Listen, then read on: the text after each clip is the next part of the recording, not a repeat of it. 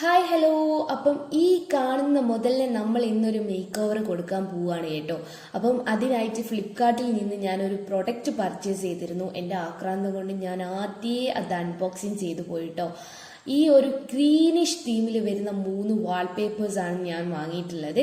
അപ്പം അതിനായിട്ട് ആദ്യം ചെയ്യേണ്ടത് വെച്ചാൽ ഈ ഒരു മേശയുടെ കവർ നീക്കം ചെയ്യാന്നുള്ളതാണ്. ഈ സമയത്താണ് ഇത്രയും അധികം പേപ്പേഴ്സ് അതിൻ്റെ ചുവട്ടിലുള്ളത് ഞാൻ കാണുന്നത് കേട്ടോ. കുറേ കൂപ്പൺസും കാര്യങ്ങളും ഒക്കെ ഉണ്ടായിരുന്നു. ഈ ഒരു കവർ മാറ്റിയിട്ട് വേണം നമ്മൾ ആ പേപ്പേഴ്സ് മൊത്തം ഒന്ന് അടക്കി ഒതുക്കി വെക്കാൻ. ആ സമയത്താണ് എൻ്റെ കണ്ണിൽ അത് പെട്ടത്. കുറേ അധികം പെയിന്റിന്റെ പാടുകളും കുറേ അധികം കറകളും മേശയുടെ സൈഡ് മൊത്തം പൊട്ടിപ്പൊളിഞ്ഞ് കിടക്കുകയായിരുന്നു. കുറേ അധികം പെയിന്റിന്റെ കറകൾ ഉണ്ടായിരുന്നു കേട്ടോ.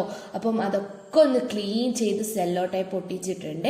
അതിനുശേഷമാണ് നമ്മൾ ഈ ഒരു വാൾപേപ്പർ ഒട്ടിക്കാൻ പോകുന്നത് കേട്ടോ.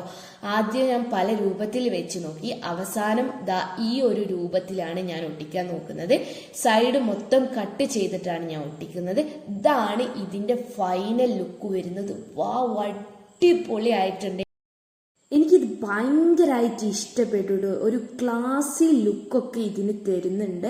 അപ്പം നിങ്ങൾക്ക് ഇതിന്റെ ലിങ്ക് വേണമെന്നുണ്ടെങ്കിൽ ഡിസ്ക്രിപ്ഷൻ ബോക്സിൽ പോയി നോക്കാം. ബൈ.